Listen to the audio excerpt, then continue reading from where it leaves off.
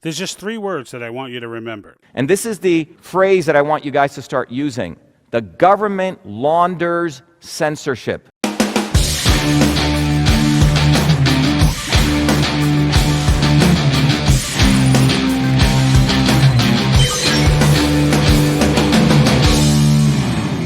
So a few weeks ago, we put out a video basically breaking down media bias and how the government is running our media organizations. We've already lost that fight as far as the major media organizations.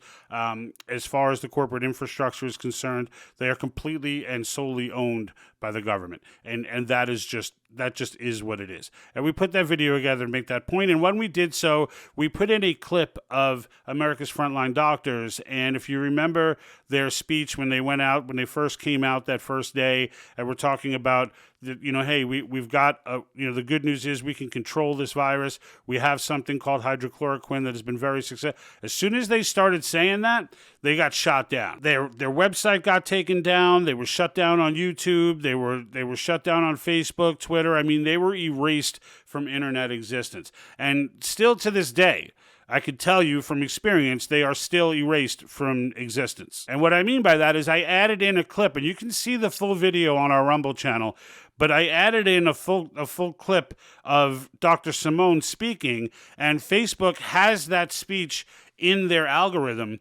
So while I was uploading it, like it didn't even get to hit the page, and while I was uploading it, they flagged it. It said, nope, can't do this. You're going to hurt people is what they told me. All right. So after I was done laughing at that and finding it quite funny, I said, okay, I'll cut that out of the video because I knew exactly what it was.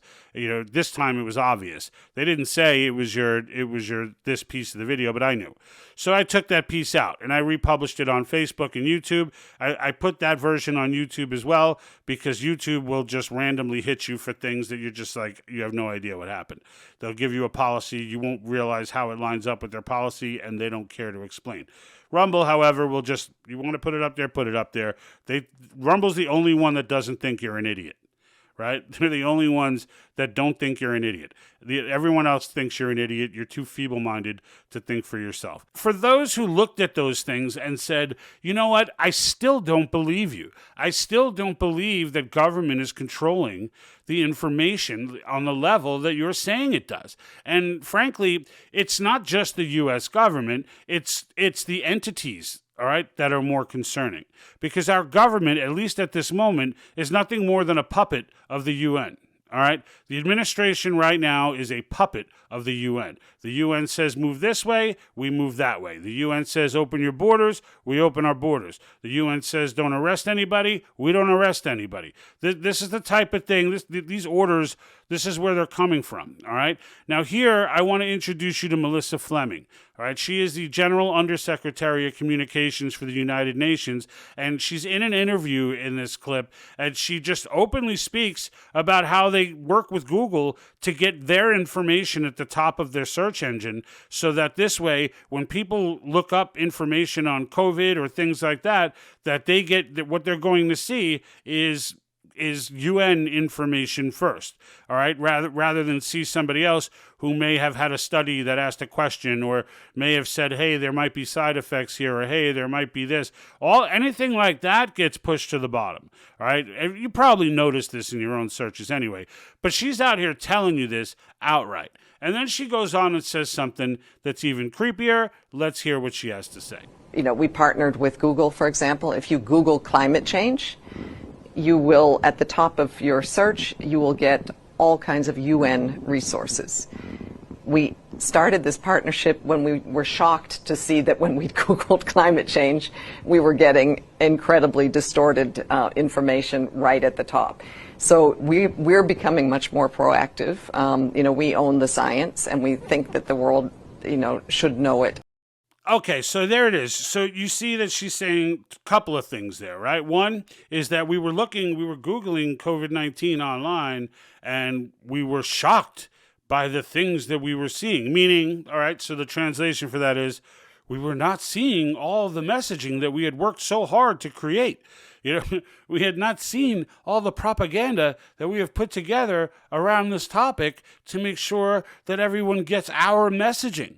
So we just went to Google and said, hey, you need to fix this. And fortunately for us and them, they did. Right? So that's the first element of creepiness. She's just telling you how it is, right?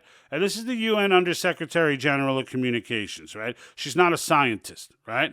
She's not a scientist, but yet she's pretty comfortable in saying, we own the science. We own the science. I don't even have to commentate on that to tell you how stupid that comment is. And that these dingbats, these doot-de-doos, are not people that we want in control of anything. Of anything. I don't want them in control of my gardening. Okay? I don't want them in control of anything.